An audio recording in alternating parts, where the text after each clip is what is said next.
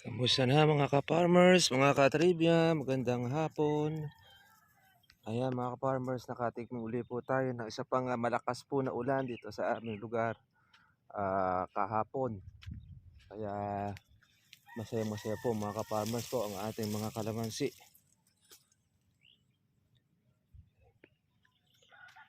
Sa tindi po ng init ng panahon mga ka-farmers, talaga nga naman ang mga sigurado, yung bulaklak naman po natin ay maghalulusutan dahil sa ginhawa.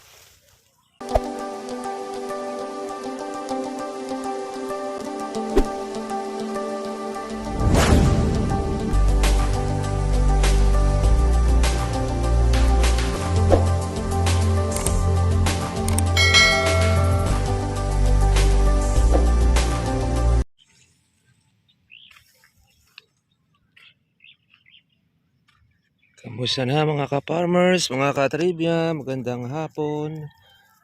Ayan mga ka-farmers, nakatikmang uli po tayo ng isa pang malakas po na ulan dito sa aming lugar kahapon.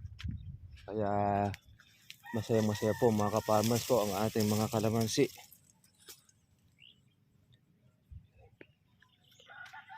Sa tindi po ng init ng panahon mga ka-farmers, talaga nga naman ang mga sigurado, yung bulaklak naman po natin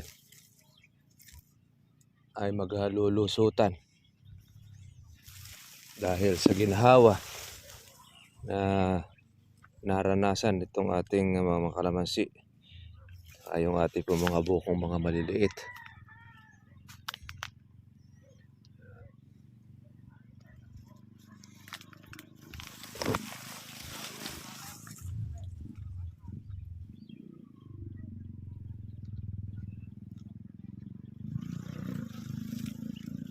Shoutout natin mga katribya, ating po mga kaibigan, mga merong kalamansian. Marami po tayo mga ka-farmers na kung saan ay naabangan po ang ulan. Eto, makulimlim na naman po uli. Kaya halos sa gabi-gabi ay nagkakaroon po mga ka-farmers po ng pag-uulanan. Yun. Yung ating kalamansi.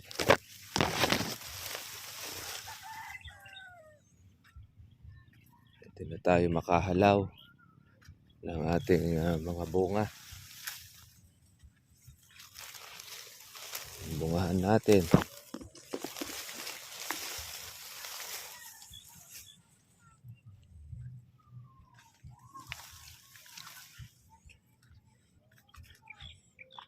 At ang uso po ngayon dito mga ka-farmers ay ang pangunguhan na sa lagubang.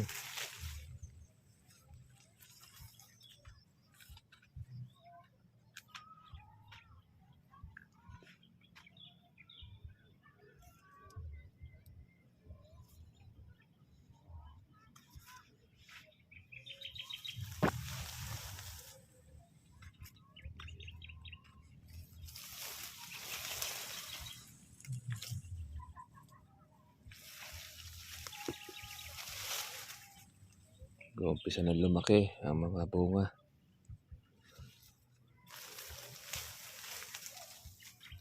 Ang ating kalamansi. Grabe ang init ng panahon. Kaya yung balat ng kalamansi nagkakaroon ng natawag natin na balat chiko.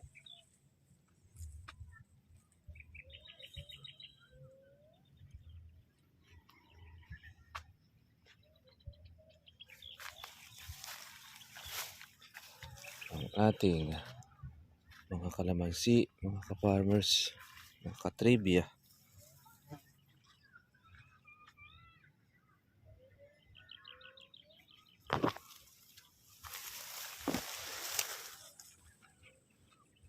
yung ating mga buko at mga bulaklak. Umpisa na pong mga lumalaki. Ayan, wala na. Wala na pong mga insekto.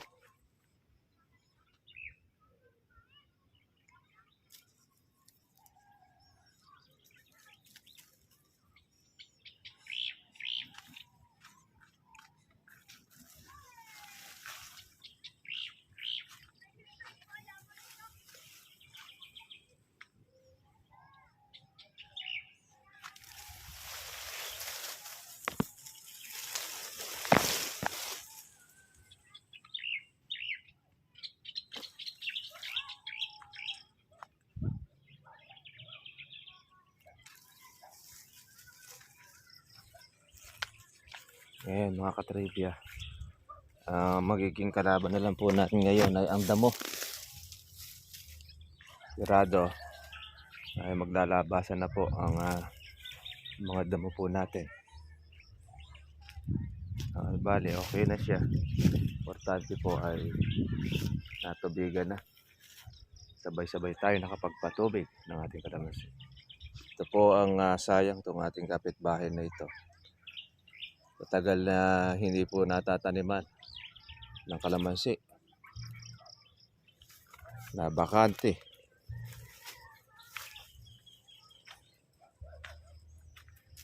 Ayun.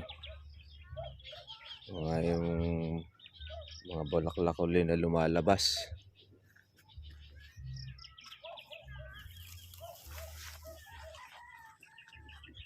Sa ating mga kalamansi, mga katribya.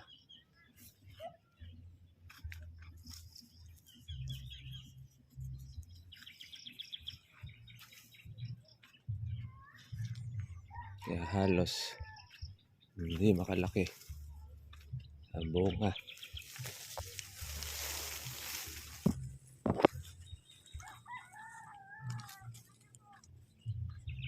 Dahil sa tindi ng init.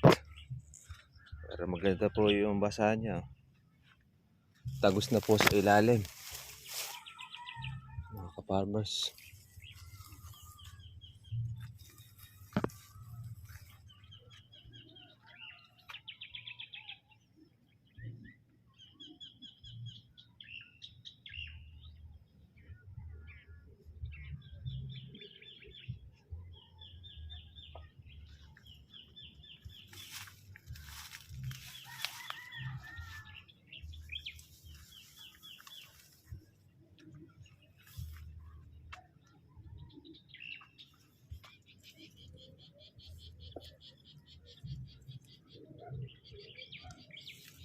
Patindi yung kawatan.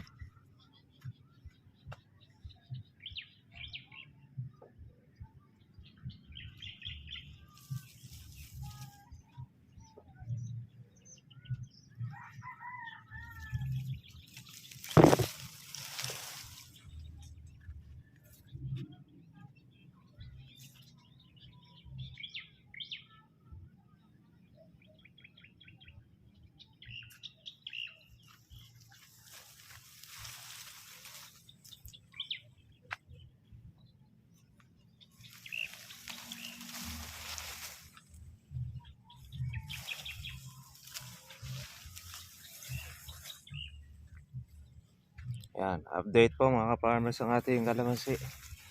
Mayroong 1.7, mayroong 1.6, may 1.8.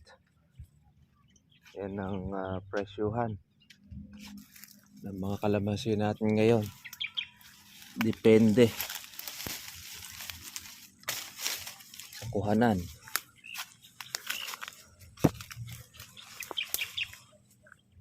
At saka sa kalakaran.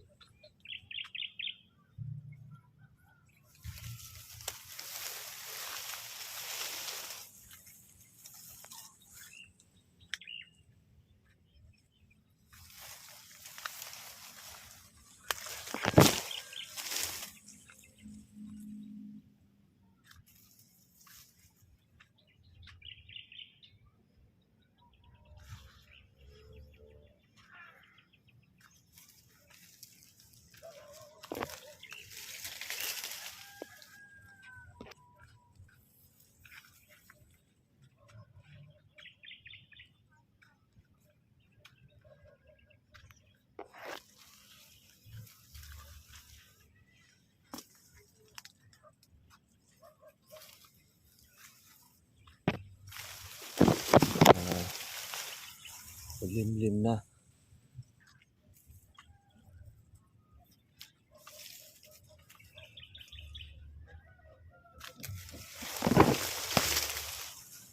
Kulimlim na panahon.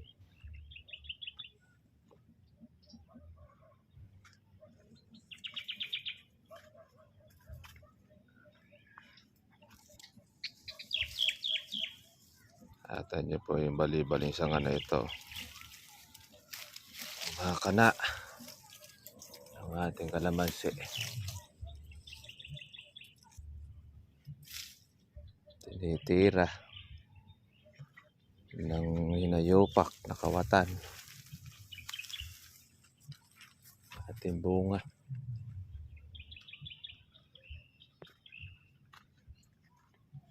Naubos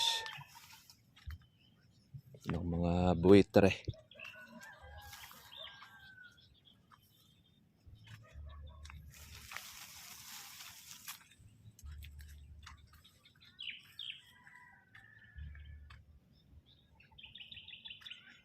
Ang mga buitre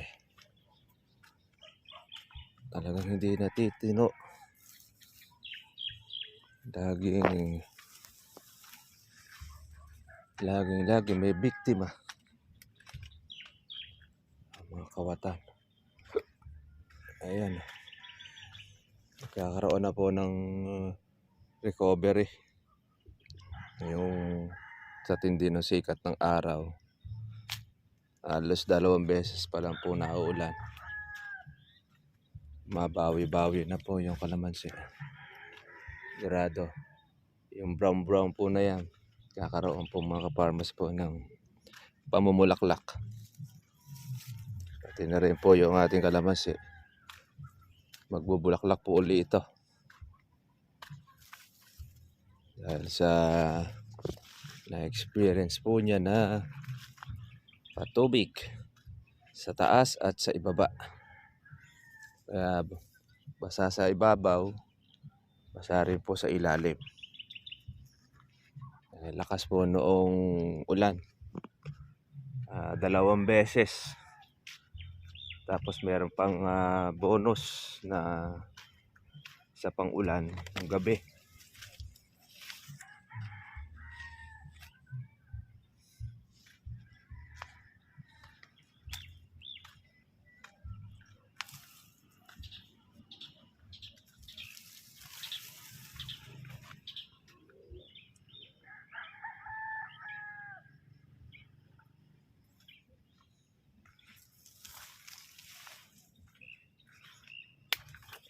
Ulan.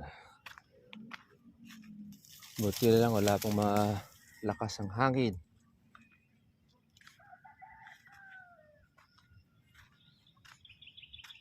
Ito. Sunog po itong area na ito. Itong pagitan namin nila tatay. Maambon-ambon. Ibig na umulan uli.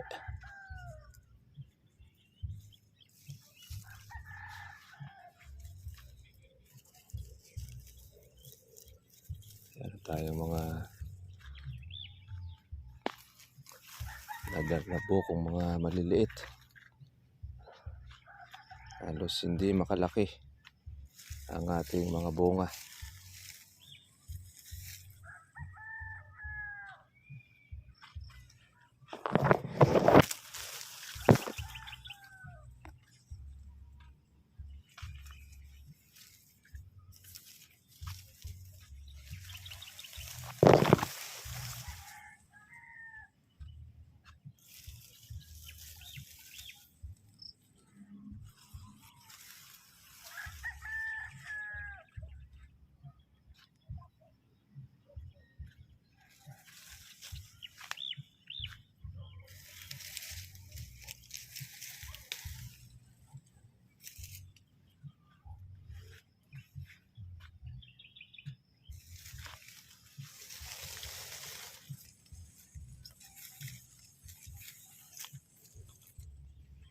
Dilim-dilim na.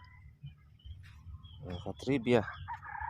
Paano mga ka-farmers? Yan po, update na lang po tayo. Magandang balita. Tuloy-tuloy na po yung ulanan. At lagi ko patagulan na. Yan po ay rainy season. Naibsan na po yung hindi pong init. Kaya lang siyempre sa umaga, malakas pa rin po ang init. Yung ating heat index. Kaya sa hapon at sa gabi naman, nandun naman po yung ulan. Kaya medyo safe na itong ating mga kalamansi para doon sa kanyang kuwan. Pagdadahon, pagbubulaklak, bawasan na po. Kaya yung pong pagbabrown na ito, babalitan uli ng panibago uli mga bulaklak at kuwan yan, usbong.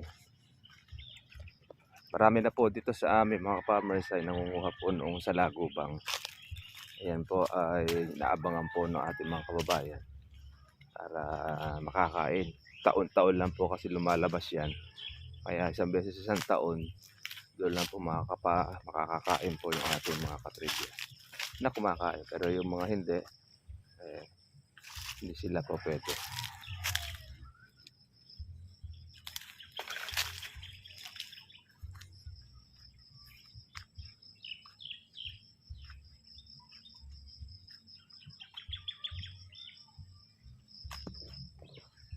Okay, God bless mga farmers. Bye-bye.